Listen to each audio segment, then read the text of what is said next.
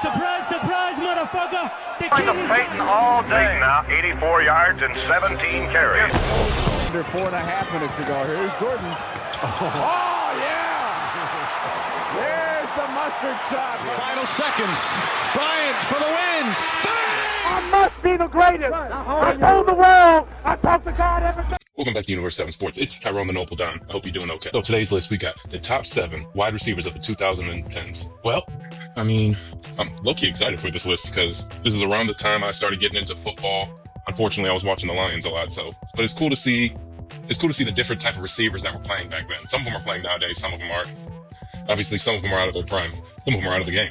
Anyways, so let's get into the first one. I got a couple honorable mentions that we'll save for the end of the video. You know, it's a top 7 list, a lot harder than the top 10. It's real tough, but, you know, somebody help with number 7, Mike Evans. Okay, so some reasons why Mike Evans is on this list of the 2010s. One, obviously, is 10 straight 1,000-yard receiving seasons. That means as soon as this motherfucker stepped into the league, he started dropping 1,000-yard seasons, which, I mean, I get it. It's a passing league nowadays, but for any receiver to consistently, every year, put up 1,000 yards in Tampa Bay speaks for itself. Second, he's a 6'5" mismatch. Jump balls, red zone, deep threats, he wins. I'm talking about him having over 100 receiving touchdowns. And another reason that I already stated would be he put up these numbers, 1,000 yards every season in Tampa Bay with, you know, inconsistent quarterback play. The first, I would say, elite quarterback that he had was Tom Brady, an old Tom Brady. I mean, it's still, obviously, an old Tom Brady is better than most quarterbacks, but still, it was out of his prime Tom Brady. And now Baker Mayfield, which I guess you could argue he's into his prime. But anyways, now here could be some disagreements with him being on this list. One, he didn't really have any big impact during those years until Tom Brady and him won the Super Bowl. And he was never the clear-cut #1 best receiver in the NFL at any point in time. I mean, you can make a case for him, I guess, but there was never a point where he was like that guy, where he was that fucking dog. And another reason would be maybe more so the consistency argument more than the dominance argument. Mike Evans, number 7. Nicknames for a wide receiver of all time. Larry Legend. That's a gangsta ass name. I mean, why he's here, it should be obvious. He was a consistent wide receiver, always putting up numbers even late into his career. 2, his hands weren't human. He had only 29 career drops on over 2,000 targets. I don't care what you say, what era, what time frame, what team. That's fucking crazy. And he's a top 3 all-time receiver in catches and yards. And most of that work was done in the 2010s with average quarterbacks.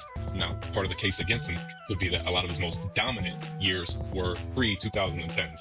And in the beginning of the decade, he started to lose his speed, explosiveness, and started to become a yard-after-catch kind of guy. Which, I mean, there's nothing wrong with. He was still putting up numbers. It just wasn't that prime that you talk about with most receivers. And during the 2010s, he was never considered, I mean, probably even top 3, top 5 wide receiver. He was just decent, but consistent. I wouldn't even say decent. That's disrespectful. He was consistently good. We got the man from Cincinnati, A.J. Green. So, for his case, 5 straight Pro Bowls to start his career. Elite from day one. He had 6 1,000-yard seasons in his first 7 years, and that was with Andy Dalton at quarterback. 3 besides his clean route running. He was one of the better gifted athletes at receiver at that time. He was around 6'5", 210 pounds, and had jet burner speed. So, he was a bad boy back in the day. One of the reasons he may not be higher, or some people could argue him not being on the list at all, injuries slowed him down. I mean, he missed 29 games between 2016 and 20, so it's pretty hard to put up numbers when you're hurt on the sideline. And since he played in Cincinnati, he had very limited playoff success. If he just stayed in a little bit longer till he got Joe Burrow, I would have loved to see what kind of fucking numbers he would have put up. Even an old A.J. Green with Jamar Chase and T. Higgins. I mean, I don't know how the fuck they would work their salary cap out, but just to say for hypothetical purposes, the major case against him would be that he started off real hot, but, you know, he fell off at the later part of the 2010s. And I don't even know if he's in the league anymore. Let's see, is he in the league? He'd be 37 years old. Nope. He retired in 2003 after a 12-year career. He played for retired after 12 years, played for the Bengals and the Cardinals. So, retired with, looks like he signed a 1-day contract with the Bengals in 2023 so he could retire as a Bengal. That's cool as fuck. I like that. Good on the Bengals. Now pay fucking Trey Hendrickson. Coming in at number 4, DeAndre Hopkins. Mr. Shurhan. He put up elite numbers with trash quarterbacks. Brock Osweiler. I mean, I can't even name some of the quarterbacks. And he had 3 All-Pro selections, not Pro Bowl, which, I mean, that's something. All-Pro means you are the best 1 or 2 at that position in the NFL. So, to win it 3 times, that's fucking crazy. Some of the cases against him would be he had a slow start in his first 2 seasons. I mean, he just didn't have those breakout seasons yet, so you can't really kill him for that. Also, because he was on the fucking Texans, he didn't really get a lot of playoff experience. Unfortunately, the same goes for J.J. Watt, who was on that same team. Both of those guys deserved fucking rings. And honestly, some of his best years you could consider were in the 2020s. But I remember Texans D-Hop. Dude was a monster. Not a lot of talk, no diva, all dog. Dude was just giving work. All right, coming in next is Mr. CTE himself, Antonio Brown. Despite all the off-field bullshit, which I really can't stand him for, like, I just don't like that type of shit. But you do have to respect a man's skill you do have to acknowledge a man's skill, maybe not respect. From 2013 to 18, he was probably one of the most dominant wide receivers in football. That's impact 4 straight seasons with 100 plus catches and 1,200 yards. That is crazy. 100 plus, 4 straight years with 100 fucking catches. Say what you want about the man off the field. That is work. And you can't forget, I mean, when he did show up to play, dude performed under the biggest lights and made some of the biggest plays, especially when he was a Steeler.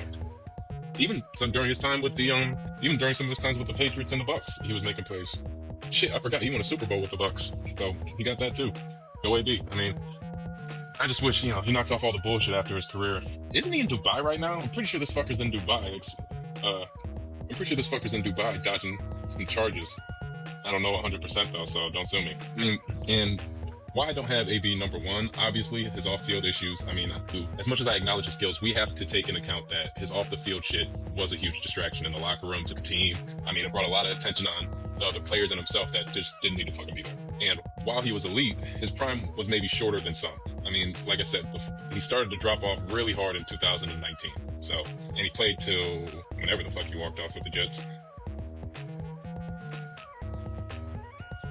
All right, and number 2, we got the Freak.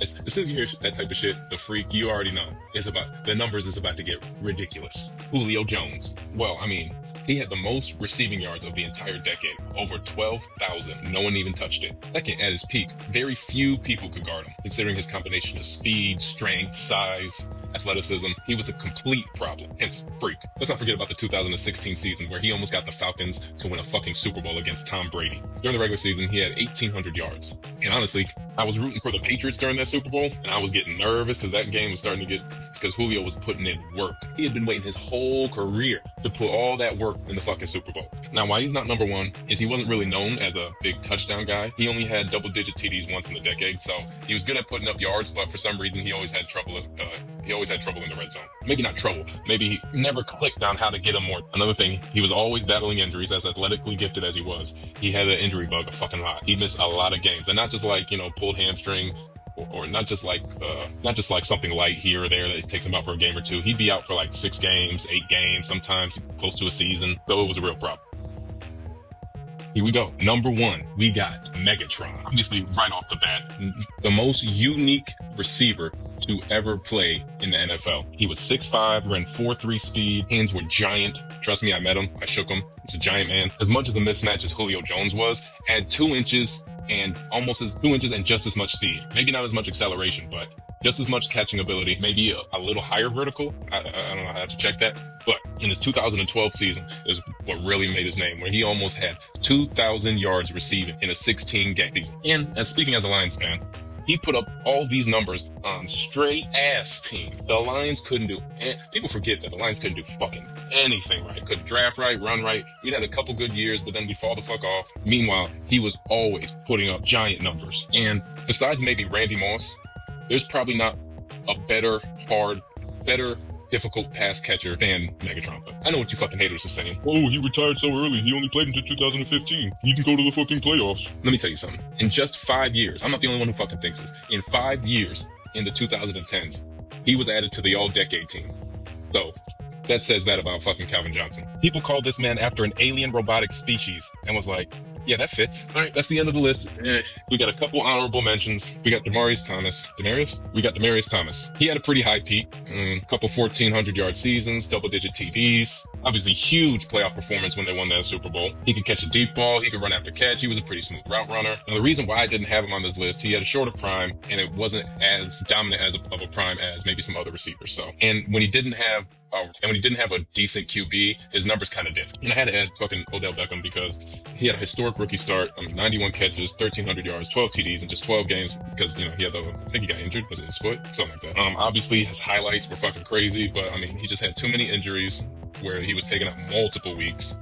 And after he got traded from the Giants, he just wasn't the same. And I'm not even going to mention his off-the-field shit. So, that's the list for this week. Let me know what you think. Is there anybody that you would have put on? Did I fuck the order up? Who would you put on? Who would you take off? Let me know in the comments. And don't forget to leave some ideas for my next video. It's the Noble Don. I'll catch you next time. Have a blessed one.